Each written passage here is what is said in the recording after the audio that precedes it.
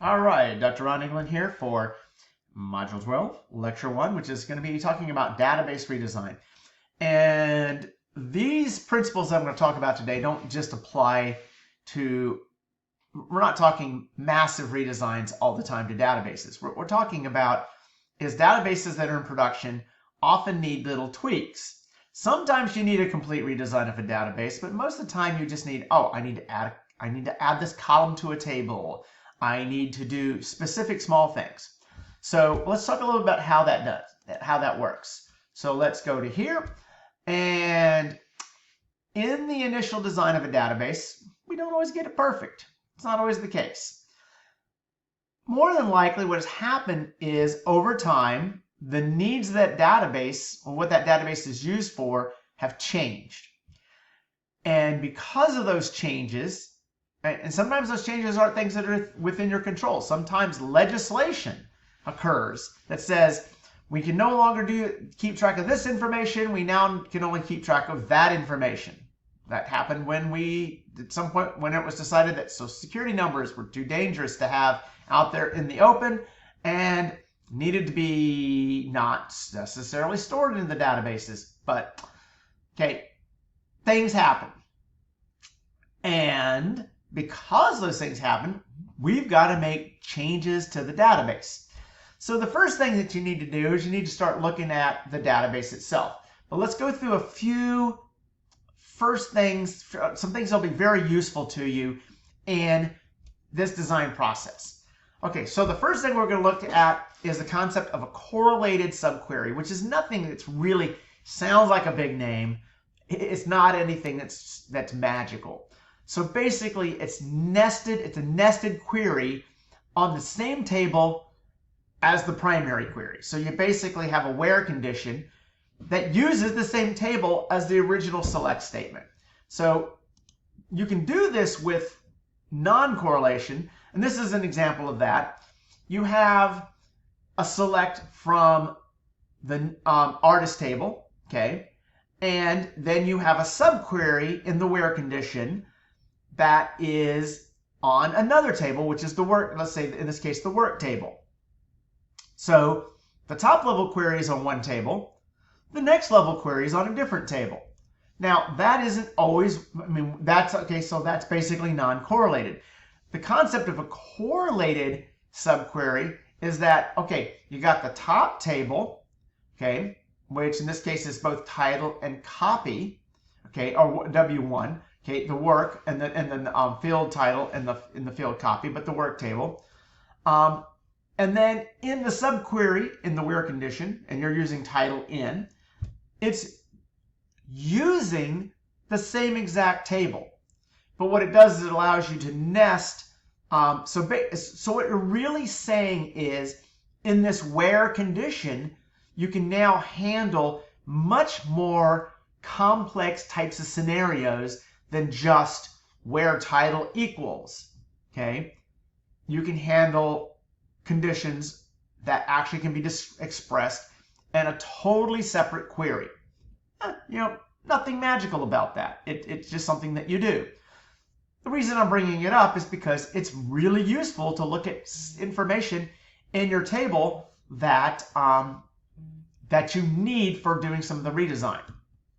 So for example, looking at functional dependencies, okay, you can use nested subqueries or correlated subqueries to do this. This is an example of this one here. Okay, you're looking at, let's see, you've got the employee in the primary, in the top level query, and then you've got the employee table again in the second one, and you're saying, okay, the department in the top level query is equal to the department in the subquery, but the budget code's not the same budget code. So now we can say, you're showing me everybody that's in this department that is not in this specific, where these two budget codes don't match. Aha. Well, okay, what is that really doing? Well, if you have a functional dependency there, it's violating the functional dependency piece, and you can see where that is. That can be really, really handy, especially if you need to do some cleaning of the tables and data. Some other things that are kind of useful in this are the concept of exists and not exists, and those are SQL commands. So what you're saying is that, okay, we've got a condition, and we're going to say exist condition is true if any row in the subquery meets the conditions that you have.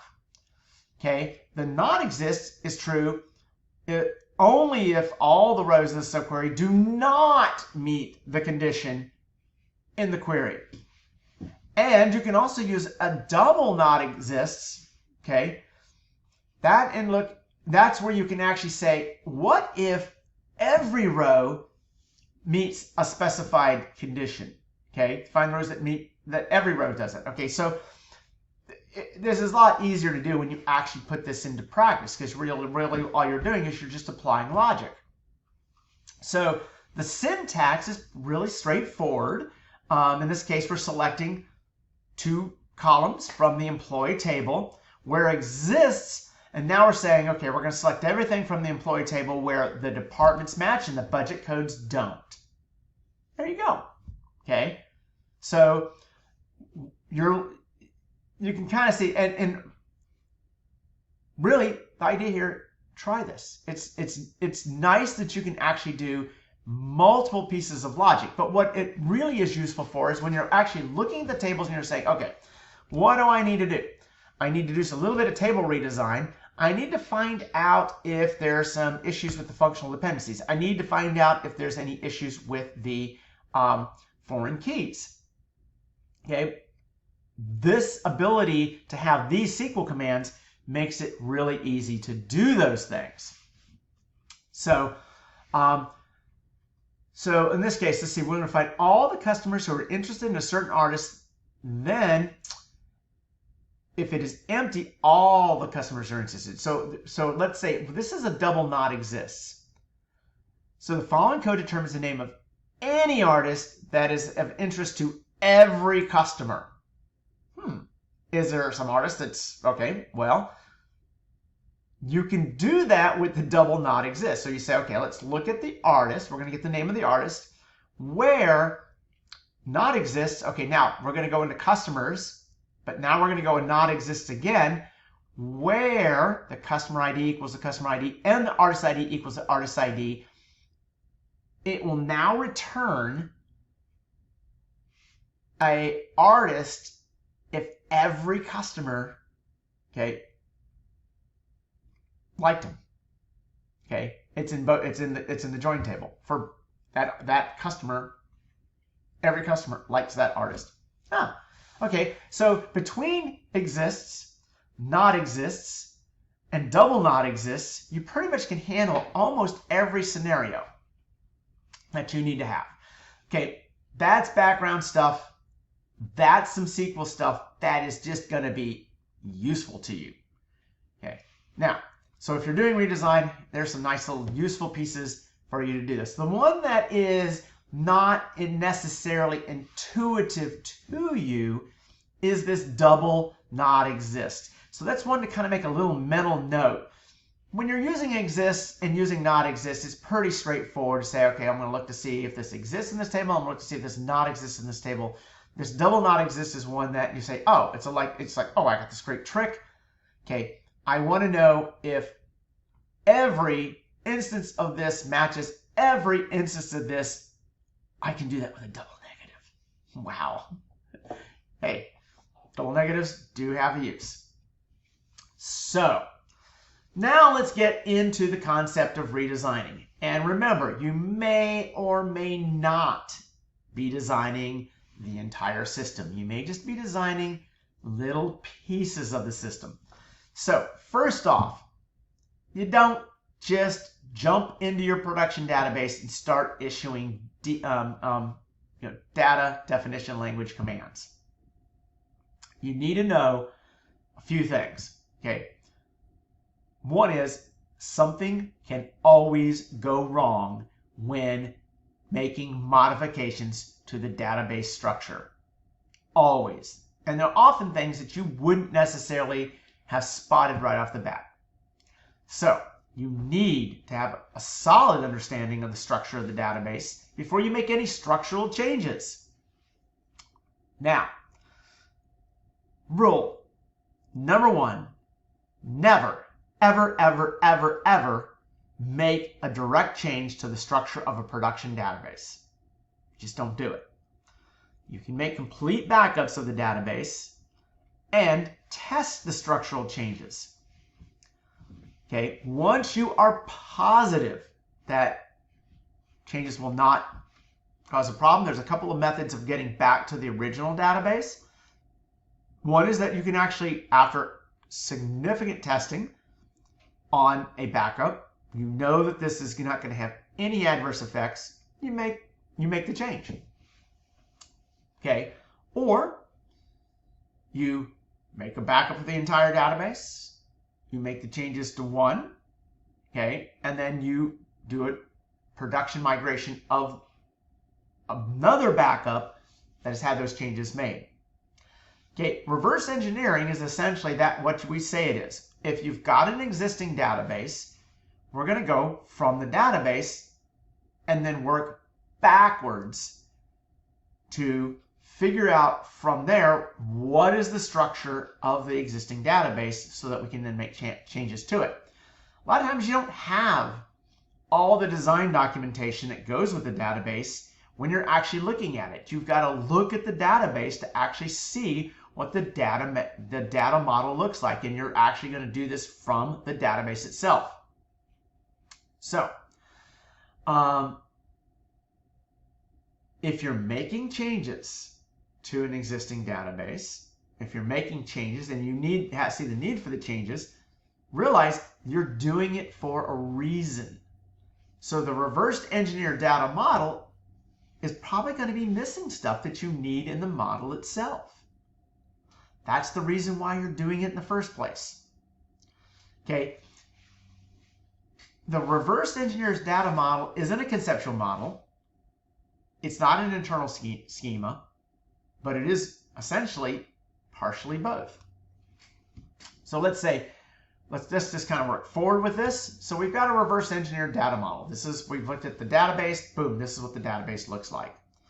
Now, that tells you a lot of information. This is one that we've been working with in a lot of the lectures. That's the customer artist. So you got the customer and you got the artist, and then you've got an intersection between customer and artist, and that's basically, that says that customer is interested in that specific artist. It only has two pieces of information, artist and customer. Then you've got the work. So the work is some sort of something that the artist has produced, a picture, a painting, a medium, something. And then you have a transaction. A transaction is simple, that a customer has bought a work. And so the relationships from transaction go to customer and work. Okay, the work has a relationship to the artist, and the artist has relationships to the customers. That is the table of the interest. We reverse engineer this, and this is the data model that you have. It is essentially exactly what I just said to you, but it does have cardinality rules that go with it, like the artist can have multiple works, that the customer to artist intersection table has, that there can be multiple artists and multiple customers with relationships, that customers can have, there's multiple transactions between customers and different works. So those rules are shown in that completely, the full reverse engineered data model. You can also just simply write these rules down because those rules are important in that reverse engineering. Now, one of the things that you can produce from this is dependency graphs.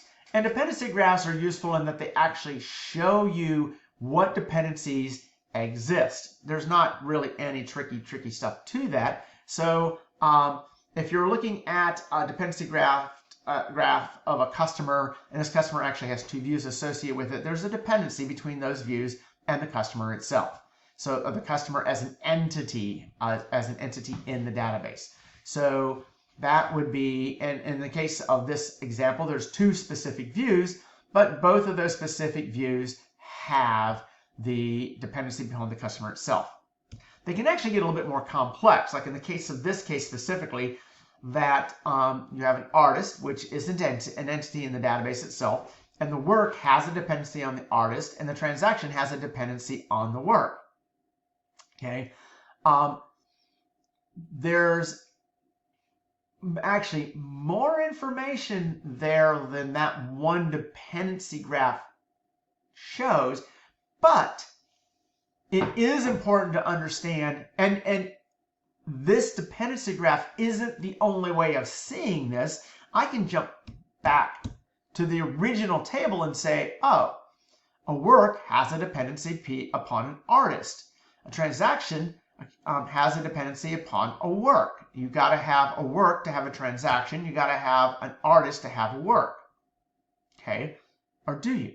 Can you have a work without an artist? Well, okay, potentially that might be the case too. But then now we're getting into some of the business rules that might define that. In the case of this database, we're saying, oh, okay, artists produce works and works are sold to customers. Therefore, you have a transaction to work to artist dependency. The important part is that you know that there is a dependency there. So when you're creating these dependencies, or let's say you're creating a complete composite dependency graph and saying, okay, here are the tables, here are the views, here are specific triggers, what's dependent upon what, you can create a graph showing all of these specific dependencies. Again, what is really important here? That you understand what dependencies exist. Whether you see these dependencies from a composite dependency graph, from a simple dependency graph, from the table schema, knowing that the dependencies exist, because before you make changes to a database, you need to understand that data model in very good detail. So, you're going to take a production or an operational database and you need to make some changes to it. Well, number one thing is you back the thing up. Okay, you make a backup. By the way, the backup is also what you're going to be doing, and I actually do two backups, because what I want is I want my production, I want to back up an original state, and then I'm going to have an actual and I'm going to have a development piece of that. So I've got two of them.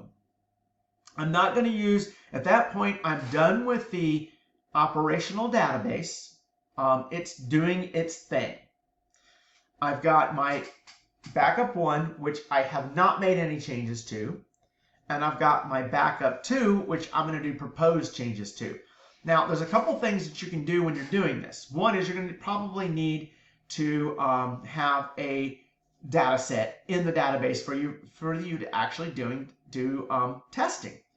And as you're going through the redesign process, what you're probably going to do is take some data down, but not all the data. If it's a large database with millions and millions of records, you're probably not going to make a full copy of every single thing that's in it, because when you're doing development work, you don't want to run high lengthy queries. You're going to run small queries. You can say take 1,000 rows of each one, and then anything that actually has foreign key dependencies, and put that stuff into the database. It may turn out that you have a lot more records than you had intended, but the backup is just portions of it. Eventually, however, if you've got some scripts that you've done and you've tested on the small test database, you are going to need to test them in a production level, not production database, but production level database, one that has a lot of records. And you need to test that nothing broke. Because eventually you're going to make that change, those changes are going to be applied to the operational database. You're going to make another backup of the operational database, because what you're going to have to do is, if you're still going to hedge all the bets. It's still possible to break something. But in the end, that final change is going to be made to the operational database. And these also might be real-time or offline. Okay. Okay, just so you know. Again, I'm telling you that all caution and sufficient backups are a great thing. I think I've given, in the classes, I've find art, because I do read through database news on a regular basis, places where database administrators have made essentially catastrophic changes or catastrophic commands that they just didn't catch to databases. But in all situations, almost every situation, they've been able to restore from backup with minimal or no data loss because it's a very conservative sport. You don't make changes easily. All right, so what kind of things can we do? Changing tables, columns, and relationships. That's basically the biggies. Most of these are pretty straightforward. It's just that sometimes you're going to have to actually make a specific change, like foreign key, a change to make sure that you don't have foreign key. Like before you change a name or something in a table, you might have to change a foreign key or drop a foreign key or drop a key before you do it. We're going to talk about some of those things. But what you're doing is you're making changes to tables, columns, and relationships. And tables, when we say tables, we're talking about table names, table columns, table column names, data types, constraints. Okay, we're talking about relationships, we're talking about cardinalities and relationships. Okay, there are SQL commands, but table names, that's a tough one because there's no command to change a table name. And many times changing a table name has some pretty possible catastrophic consequences. You essentially have to back up the table, back up all the data, drop the table, recreate the table, and put the data back in the table. Okay.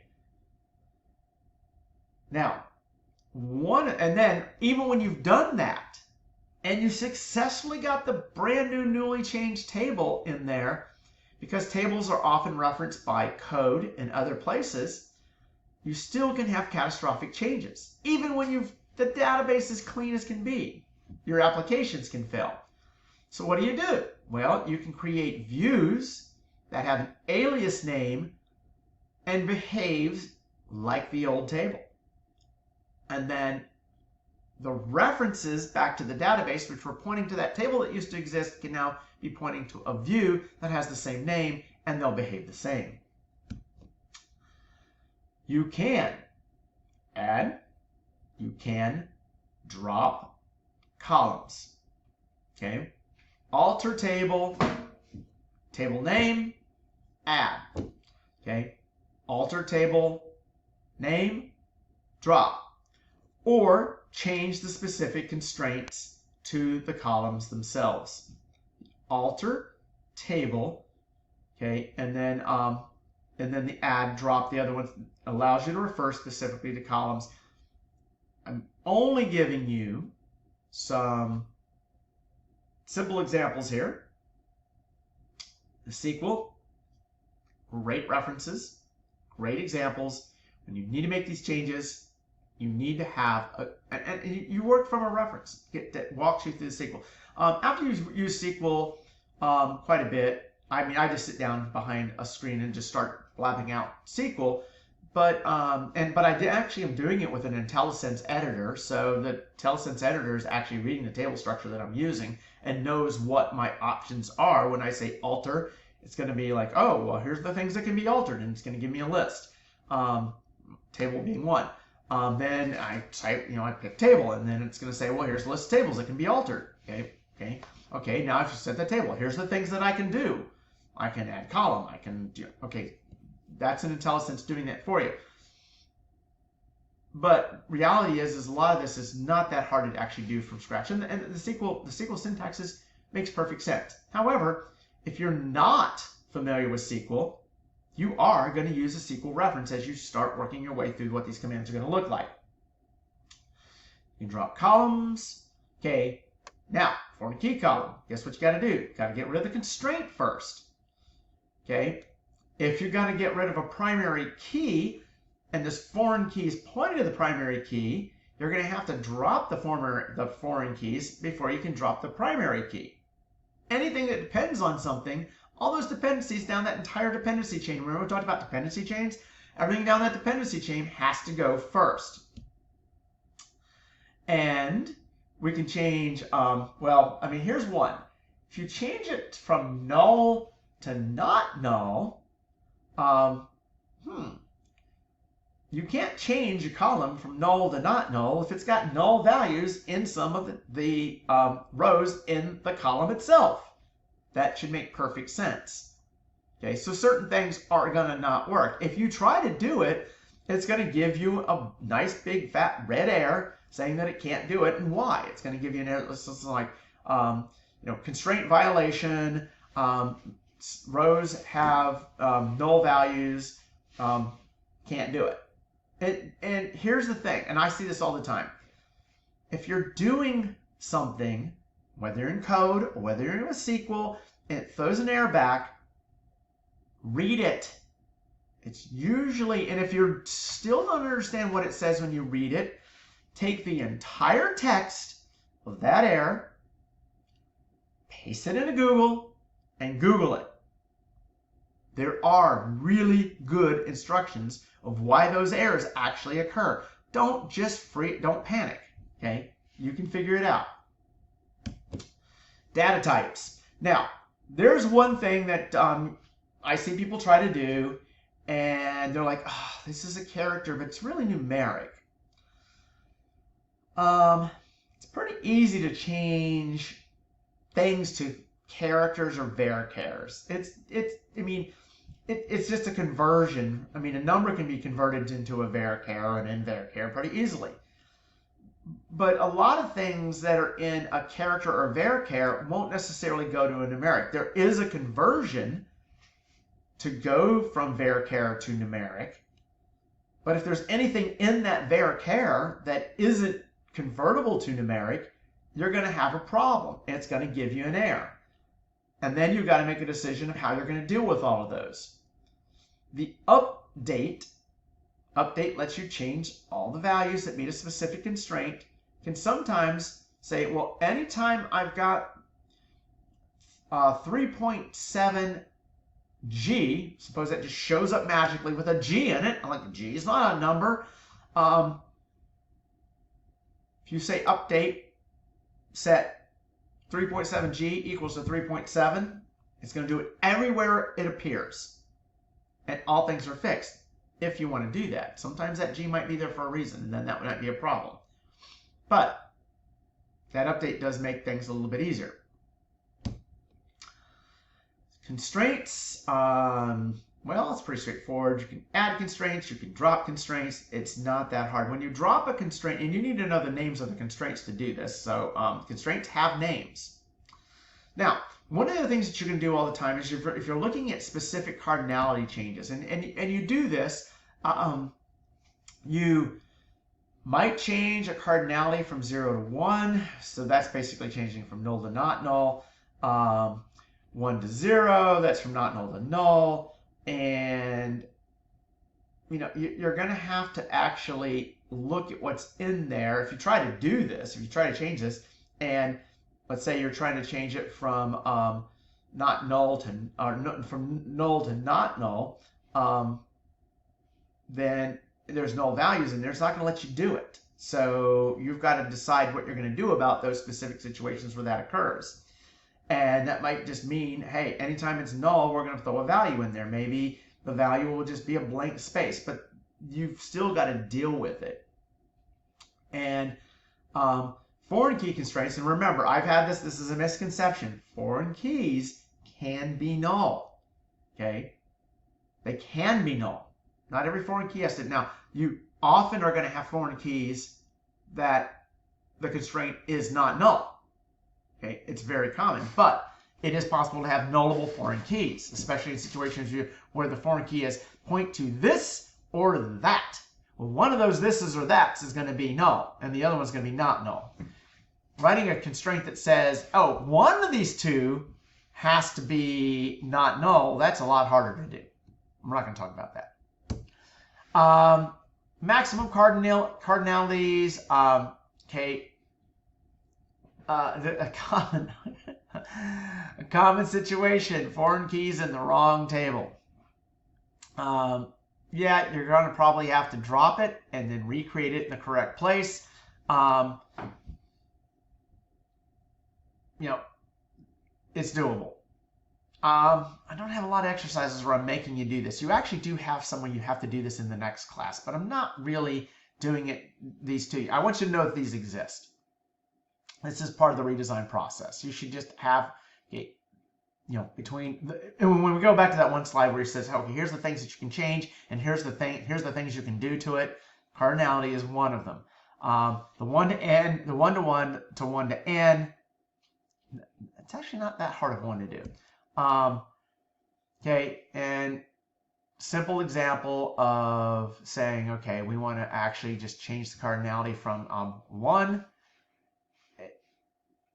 It's changing the null. And I'm trying to think of why this is hard. This one is a little bit tougher. 1 to n to n to m. Because you got to build an intersection table. Now, moving the foreign key constraints in the intersection table is actually not that hard to do. You build the intersection table, you put the foreign key constraints in the intersection table, and then after you've actually moved all the data that you or copied the data that you need and while you're doing this, you can leave the old foreign keys, move all the information into the intersection table itself, and then you can then remove the old foreign keys and delete those columns. And that will take it from 1 to n to n from 1 to n to nm. Because remember, n to m requires an intersection table, and 1 to n does not. So now here's like that customer artist, but in the case of the customer transaction intersection table is simply adding in a, because that didn't exist in the original data model that we had, that customer transaction intersection table now does exist. But what happened is the customer ID and the transaction IDs was removed from the original tables that they were in. It's not, again, not that hard to do the actual DDL to make that occur. It is sometimes some tricky commands to actually migrate the data over, because you're basically selecting and you're inserting into specific tables from the original tables. Maybe we should have an exercise on that. I'm just kind of going over how this is done, but you don't really have to do this a whole lot. Reducing foreign keys. Almost every situation where you reduce the cardinality, especially when you're going from many to many to 1 to n, you're probably going to lose some information there, because that's the whole point of having the many to many, is that there's a many to many relationship. And it's a decision when you go from many to 1 to many, what piece of information are you actually going to go ahead and lose? Because that's the reason the many to many occurs, that there's a because think about this: if you're many to many and you go to 1 to many, well, there might be many. Well, so you can see this on my hands. Okay, many to many. Okay, many to many. There you go. Now you can see on my fingers. And I go from 1 to many. Whoop. Well, 4 things just disappeared there if I had 5 of each. See? You might lose some information. Same thing applies of reducing from 1 to n to 1 to 1. See, 1 to n, 1 to 1. 4 things just disappeared. Data loss. Might not result in data loss, because you might not have been, the reason you might have done the reduction of cardinality is simply because you weren't using it. But if you were using the many to many in the first case, and the 1 to many to 1 to 1 in the second case, you're going to lose information. And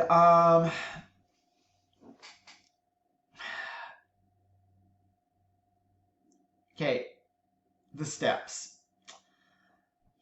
One of the things that often has to occur in the steps is when you're making those changes, you might have to actually delete, so that you're responsible for what rows are deleted, some information from the tables themselves, some rows, and then make the changes. That's especially true in those cardinality examples.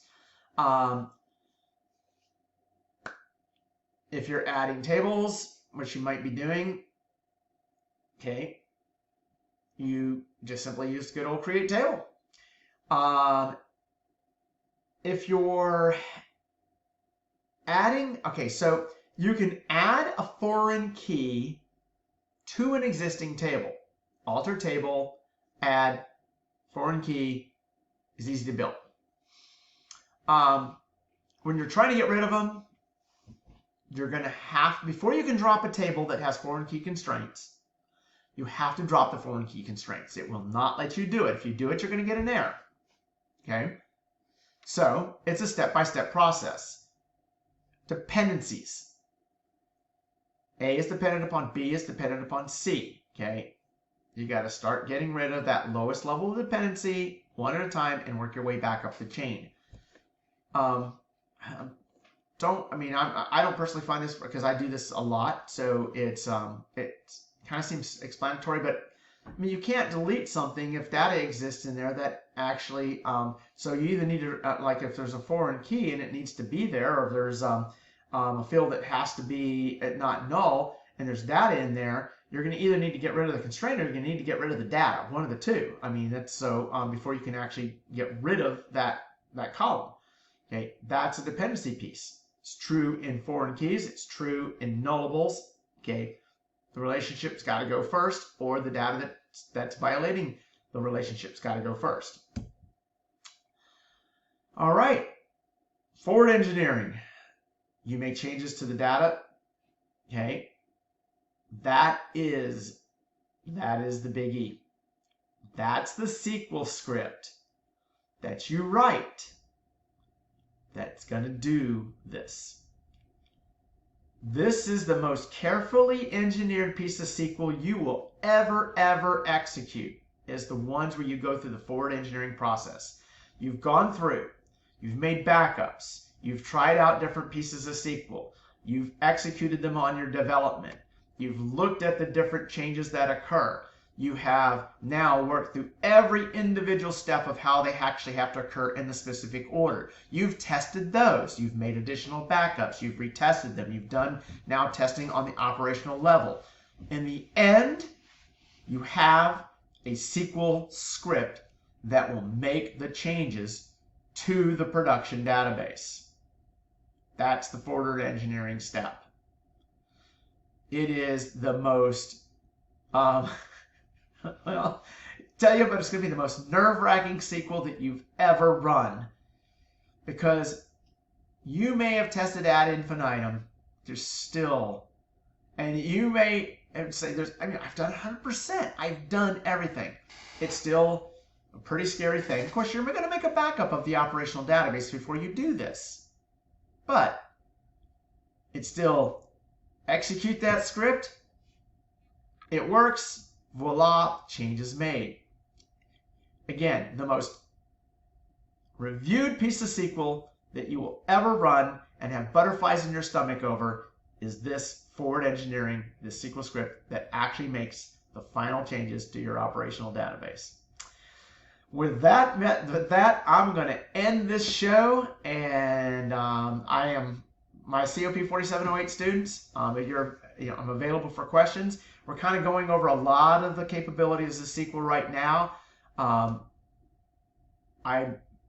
not giving you any real specific assignments on this semester. I probably will do next semester as I figure out ways to actually give you some true examples of developing a script with a real database to do this. Simple stuff, but hopefully you understand everything that I've put into here. Thank you much. On out.